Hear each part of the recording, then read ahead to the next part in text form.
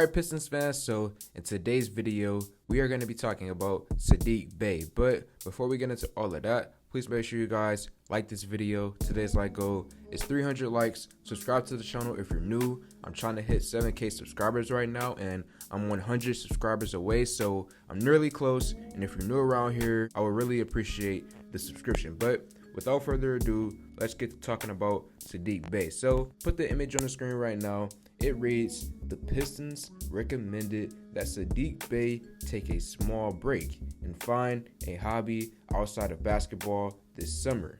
He's reportedly been training in high altitude mountains in order to get in better shape. So, with all of that being said, and also with the trade of Grant this offseason, no longer having him on the roster, I believe Bey will need to take on a bigger role next season. And if we actually take a look at the numbers for last season, Grant, when he was on the roster, he averaged 19 points per game, and in total, he took 700 shot attempts for all of last season.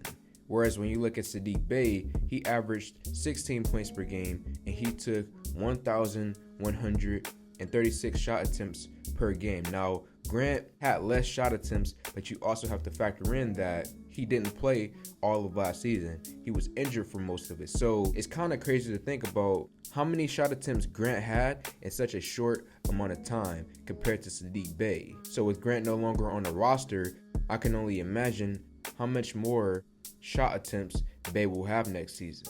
And then speaking on, the training aspect of this report basically is saying that Bey has been in the gym so much, he's been training so often that the Pistons have told him to take a break. And I honestly think from the interviews that I've seen, the articles that I've read, the reports out there, I think that Bey might be our hardest working Piston. He is obsessed with improving, he wants to get better, and he is not satisfied with his current level of play. And I have nothing but a lot of love and respect for Bey because, being picked near the middle of the first round of the NBA draft and to be picked up by this team, not much high expectations on him, for him to come to this organization and really find himself, really come into his own, having his own style of play, his own pace, it's just admirable.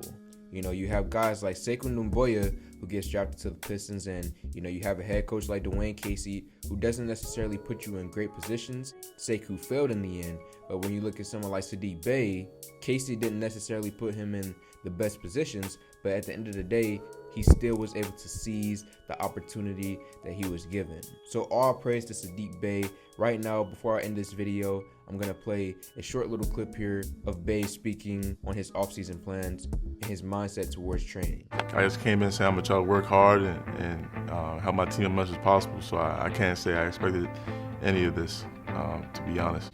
Every summer, because, let's say it's a couple days, I feel like I've been off. And if I feel like I feel good, I want to get back in the gym, But I think for me, it's just trying to figure out that balance. Because I love to play basketball, just the joy of the game. Like, not even the NBA, just the joy of playing basketball. So it's my favorite hobby. So it's going to be tough to figure out something else to do. But, I'll try to figure that out. But I'm definitely going to be probably in there sooner than later.